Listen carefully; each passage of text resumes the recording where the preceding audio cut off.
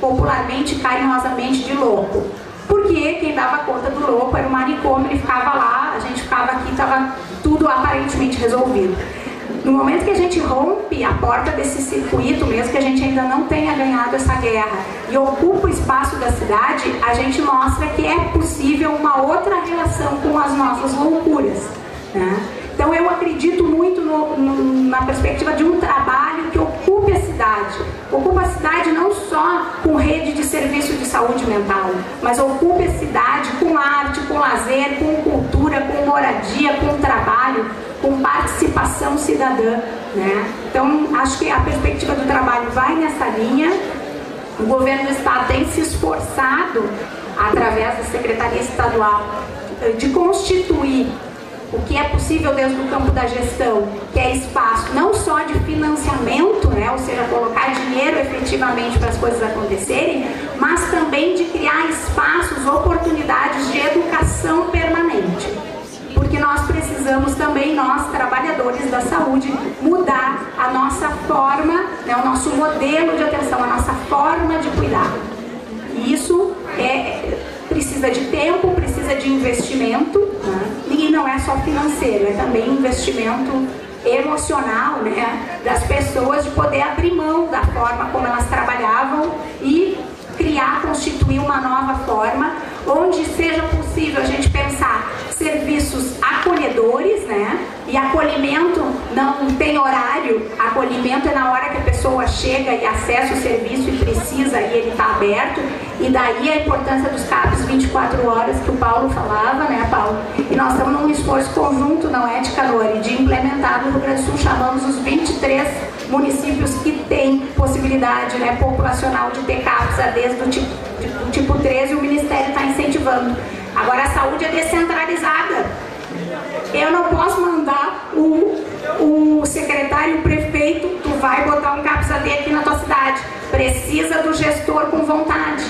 E aí eu tô lembrando que eu estava lá em Tapejara e um grupo da atenção básica contando como é que eles começaram a fazer um trabalho com saúde mental. 4 gestores diferentes, eles apresentaram o projeto. 4.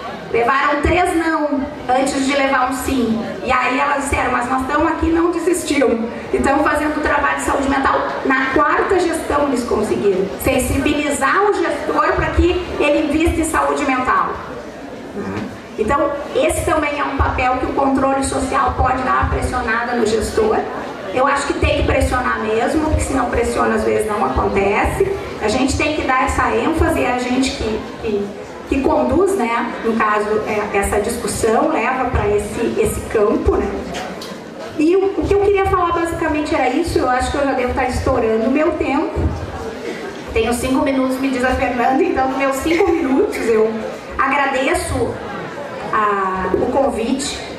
No ano passado eu vim no Mental Tia, eu estava recém voltando de uma temporada que eu disse, eu estou voltando para casa, né? Eu recebi o de volta para casa do governo federal e pude voltar para casa. Agora eu já estou em casa há 1 ano e meio. Eu acho que a gente está arrumando tentando arrumar a casa, mas mais do que nunca a gente se dá conta assim, a saúde não pode fazer isso sozinha. Nós temos que fazer rede com as outras redes. Nós temos que pensar no Mental Tia do ano que vem com as suas aqui, entendeu? Com a assistência, com a educação, com o trabalho, com a habitação. Nós temos que tensionar outros atores a entrar nesse processo de cuidado para cuidar do usuário da forma como ele precisa, né? Nós sozinhos não damos conta. Temos que trazer os usuários na perspectiva do usuário ser protagonista. Nisso eu estou de pleno acordo com o Paulo, mas isso também exige um trabalho, né? Que é um trabalho de convocatória e de manutenção desse espaço, né? Porque se politizar não é uma coisa simples, principalmente no nosso país, que às vezes parece que não há tanto interesse que as pessoas se politizem, e que a gente possa então, a partir disso, com essa força multiplicada em diferentes atores, avançar nessa ocupação da cidade, invadir mesmo, marcar espaço, marcar território, mostrar a obra e permanecer. Certo? Obrigada, então.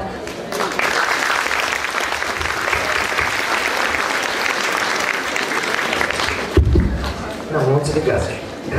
Obrigada, Carol, pelas palavras, pela provocação.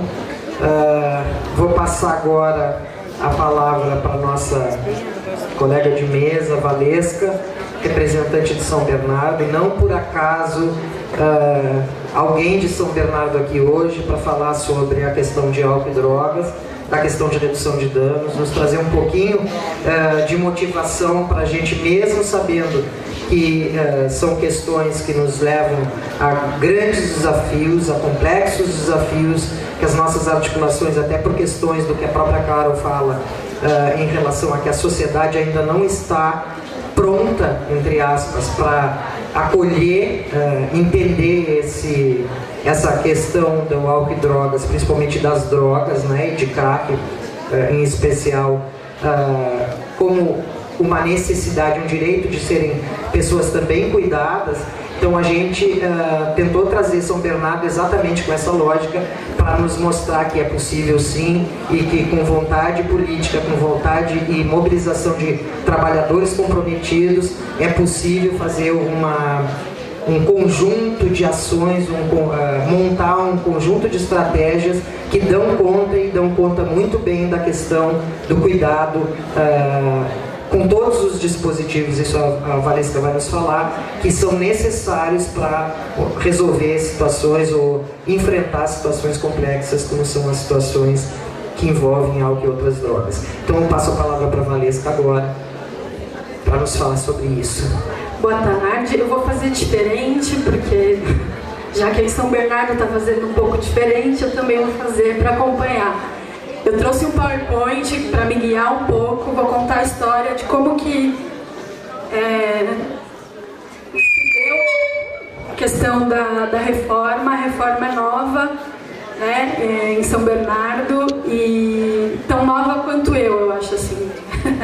A gente é engraçado porque foi muita gente que acompanhou a reforma em Santos para poder ajudar a fazer esse trabalho lá, e eu acompanhei todo esse processo e eu me sinto muito parte assim, desse processo todo. Terapeuta ocupacional, cheguei num CAPS infanto-juvenil álcool e drogas, um dos poucos dispositivos que tinha, acho que em todo o país, né, específico para essa população.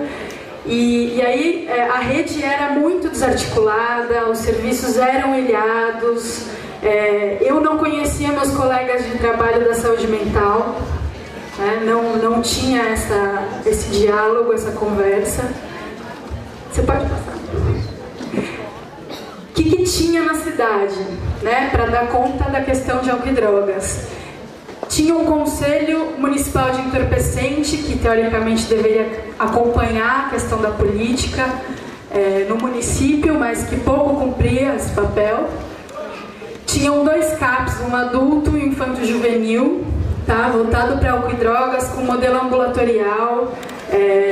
Os pacientes eram dos profissionais, não eram da rede. Não tinha um projeto terapêutico singular para essas pessoas. As intervenções eram iguais, tanto para uma pessoa que tinha um uso esporádico até, tinham pessoas, isso, né, mal utilizado o dispositivo. Tinha desde o cara que tinha uma dependência grave em relação ao álcool e drogas, até um usuário que não deveria nem estar dentro de um dispositivo de CAPS, que poderia estar na atenção básica ou poderia estar na vida, né? Não precisaria nem de algum cuidado em saúde. A única retaguarda que tinha para esses serviços eram comunidades terapêuticas, onde se internavam crianças e adolescentes, o Hospital Lacan, que é um hospital psiquiátrico antigo que tem na região, o Bezerra, que é uma clínica também psiquiátrica, e o Hospital Feminino de Ribeirão. Tudo funcionava dentro dessa lógica mesmo do manicômio, né? Tinha até carro forte, que não tinha uma ambulância ou algo algum veículo que você pudesse fazer alguma intervenção em campo e fazer uma buscativa. Não, era um carro forte mesmo, com uma cadeira onde a pessoa sentava, era amarrada, né? Então era bem precário, assim. Para o usuário não tinha um cuidado integral. Pode passar. E aí, em 2009, quando mudou a gestão da prefeitura, né, começou a se repensar a questão da atenção a usuários de droga, né? Começou pelo CAPS Infanto-Juvenil, por conta da questão das comunidades terapêuticas. Acho que na época tinham 18 adolescentes internados em comunidades terapêuticas do interior de São Paulo, sem nenhum tipo de cuidado e nem indicação para estar recluso. Primeiro que era criança e era adolescente. Então, começou a se repensar uma política. E aí a premissa, né, principal do que o governo queria era isso, né? Para que serve? Para quem que é essa política que a gente vai criar? E era para todas as pessoas, né? Pessoas que sofrem com isso, pessoas que fazem o uso, que bebem, que pipam, que cheiram, pessoas que acham que a vida ainda pode dar certo, pessoas que não acham. Acho que era muito na lógica da inclusão mesmo e de repensar esse cuidado. Pode passar. E aí as diretrizes que foram base para planejamento dessa política foi o PEAD, né? A questão da redução de danos e da intersetorialidade. Redução de danos era algo que era quase que proibido se falar no município, né? Não, era abstinência, era a única estratégia que se tinha. A redução de danos era palavrão. Próximo. E o que a gente tem hoje, né? Depois de todo o investimento que teve, acho que um pouco do que a Carol falou e do Paulo também, a vontade política, a participação popular, né, nesse processo fez muita diferença. Tinha essa cultura, e ainda tem, é muito forte, de que o usuário de droga tem que ser internado para conseguir algum tipo de sucesso, que aí o sucesso é para quem, né? A gente questiona muitas coisas.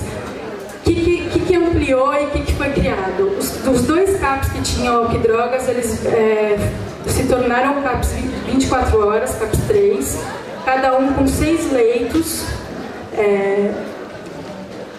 para acolhimento noturno. Junto com isso, se criou a República Terapêutica para os adolescentes, que seria uma CAT, que os próprios adolescentes renomearam, né, e deram esse nome de República Terapêutica. E os primeiros usuários que foram para essa casa foram aqueles que estavam na comunidade terapêutica, né? Teve todo um trabalho da equipe de saúde mental do município para ir lá, conversar com as famílias, com os usuários, entender o que fazia sentido para eles enquanto cuidado. Aí veio junto consultório de rua, que agora é consultório na rua, e a escola de redução de danos, né, que desde 2010 está funcionando. A princípio tínhamos 2 redutores só, e agora a gente tem uma equipe mais completa. Depois eu vou aprofundar um pouquinho. O que mais? Residência terapêutica de adulto, residência não, né? República, desculpa. Também uma CAT que foi inaugurada, se eu não me engano, não sei se foi no final do ano passado ou no comecinho desse, mas ela é nova. E também, né, para repensar o cuidado em relação à população adulta. O Nutrarte, que é um núcleo de trabalho e renda, né, para todos os usuários da saúde mental. O conselho, que antes era o Conselho Municipal de Entorpecentes, foi revisto, né, e aí agora é um conselho intersetorial, né, de álcool e drogas, com envolvimento de todas as secretarias, da participação popular, enfim, com uma nova cara aí para poder tocar a questão da política. Teve a descentralização de 10 equipes de saúde mental para atenção básica, porque lá atrás, antes de 2009, tinha um grande ambulatório que atendia toda a demanda de saúde mental do município. Esse ambulatório ele foi desmontado, né, e foi descentralizado. Então, psiquiatras e psicólogos que estavam trabalhando nesse ambulatório, eles foram para algumas unidades básicas. E 500 leitos em hospital geral a gente ainda não tem, mas está sendo construído o hospital de clínicas, né? E lá provavelmente vão implantar 12 leitos para desintoxicação. Pode passar. E aí um pouco dos desafios, né? Que eu acho que a gente ainda vive no município, a questão da mudança da cultura mesmo, de como que a sociedade vê, né? Tanto o cuidado quanto o próprio usuário. A gente sabe que a cultura é ou cadeia ou internação, é reclusão, né, como saída. A gente sabe que as pessoas pensam desse jeito.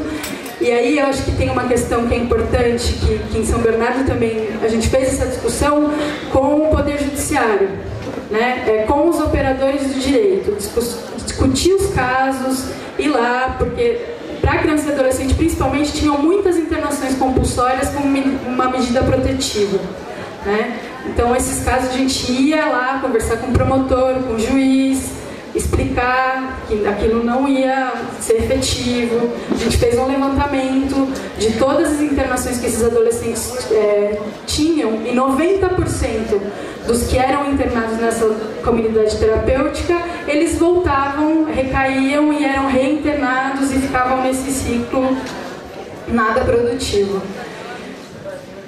A outra questão é o trabalho no território, né? Como que a gente pode fazer entender tanto profissionais, acho que mais os profissionais da rede, né? Como que a gente faz essas pessoas entenderem que é possível cuidar dessas pessoas, né? Acho que um pouco do que a Carol falou, os profissionais de saúde mental se colocam no lugar de experts no assunto, né? E profissionais da atenção básica acham que não vão dar conta de cuidar porque é difícil, porque, enfim. E eu acho que é humano, é possível, não precisa de muitas estratégias para você fazer vínculo com alguém e conseguir discutir com ele o projeto de vida que ele quer, né, para ele. Então acho que nesse sentido ainda é uma luta, assim, né? A gente tem conseguido alguns avanços, algumas conversas com a rede hospitalar, atenção básica, discussão de caso, atendimento conjunto,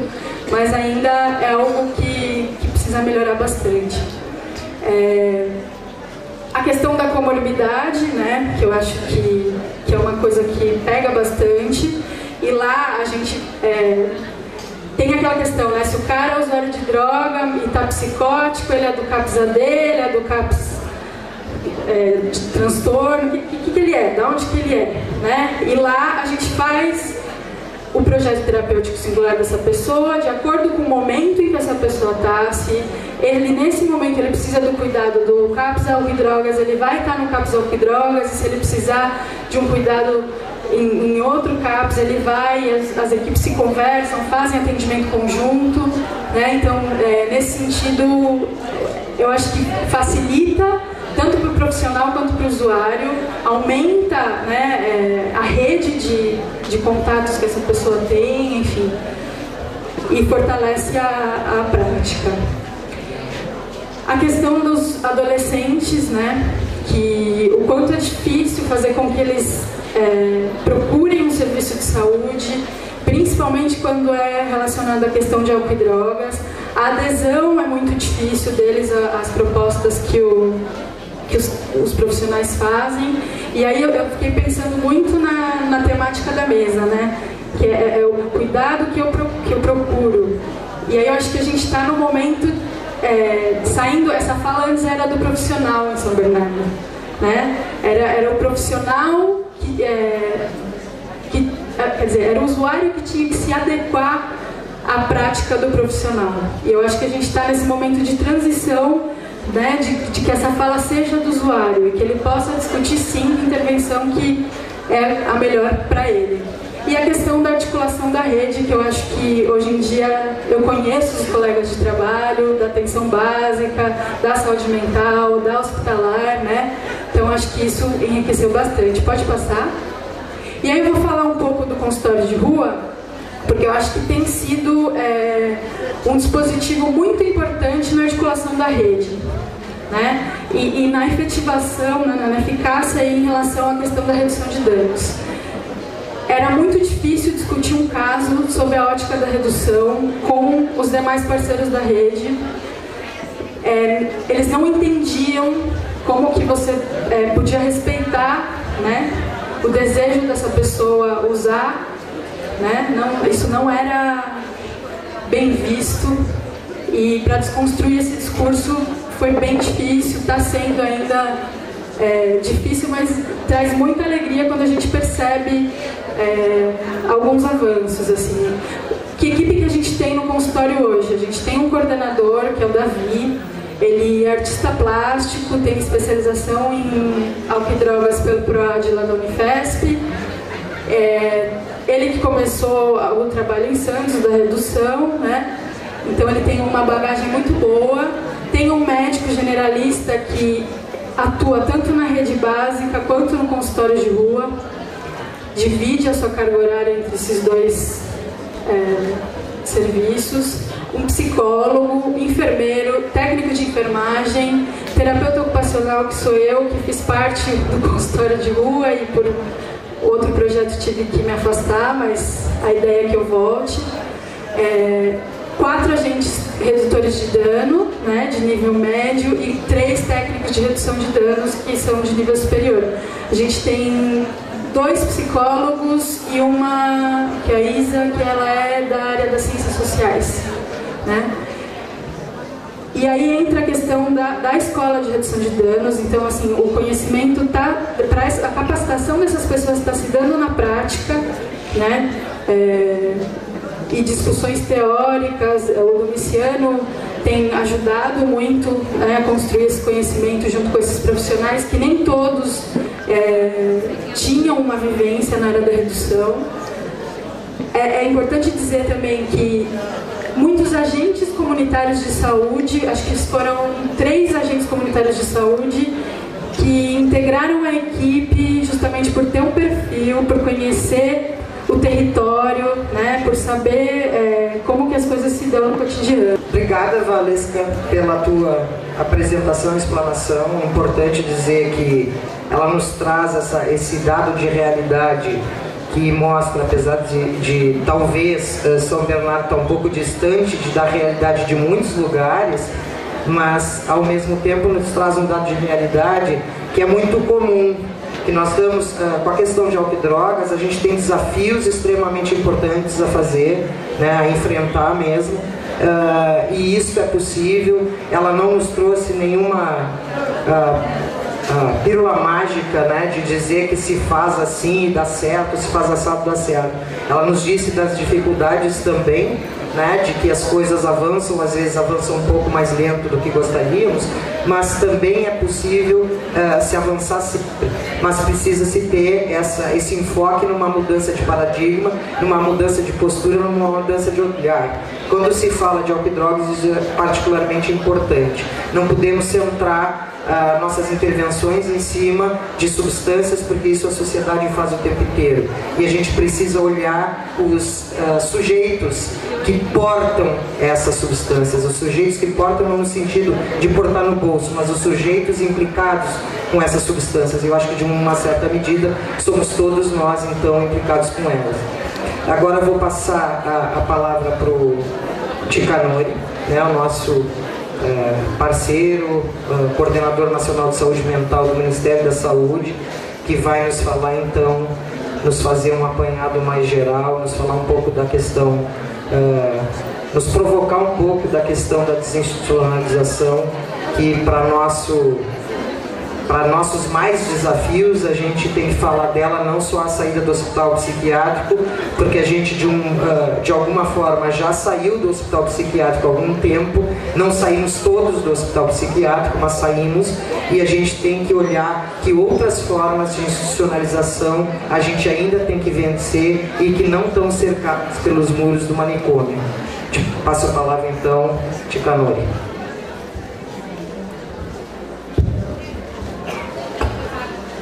Bem, boa tarde a todas, boa tarde a todos. Eu vou chamar a todos de companheiros. Vou dizer o seguinte, eu sinceramente estou um pouco travado hoje. eu falo mais fluentemente. Mas estou um pouco travado porque estou um pouco, sinceramente, emocionado. Por várias razões. Uma é porque tem muita gente aqui. O Fernando está me dizendo que costuma ter mais de 1.500 pessoas no Mental Che. E aqui normalmente cabe até 1.800, 2.000 pessoas. E está bem cheio. Deve ter bastante gente aqui. A segunda, mas falar diante de público posso, sem frescura, assim, tem um certo hábito. Já tem bastante tempo de estrada, falta muita gente. Mas tem outras coisas que emocionam. Porque o Mental Che é umas formas históricas aí do movimento de comemorar e organizar o 18 de maio, com a particularidade aqui do Rio Grande do Sul. E esse ano nós estamos completando 24 anos de 18 de maio. Desde 1988 foi comemorado o primeiro Mental Che, desculpa, o primeiro 18 de maio, e esse é o 7º Mental Che. Bom, o que isso tem a ver com o que eu estou falando aqui? É que esse é o 7º Mental Che e é a primeira vez que eu venho aqui no Mental Che. E não é à toa. Eu posso dizer assim, a última década, os últimos praticamente 10 anos, não militei, não estava no movimento. E isso tem um sentido preciso. Estar militando é estar no movimento, estar nas atividades coletivas, estar no meio da companheirada, fazer as coisas juntos. E a última década eu estive afastado do movimento, do movimento social, do movimento da luta, fazendo poucas coisas na universidade e tal. Então, há muito tempo eu não tenho um espaço, né, de presença do movimento da luta antimanicomial com tanta gente, e eu mesmo andando afastado. E nesse momento estou aqui presente não como militante, mas como representante do governo, e, além de tudo, representante do Estado brasileiro. Bom, esse enquadre me fez fazer muitas reflexões, e essa semana, na semana passada, também encontramos algumas pessoas mais idosas que nem eu, e estávamos comemorando aqui um pouco como o que aconteceu nesses 24 anos. E posso dizer, 24 anos não é pouco.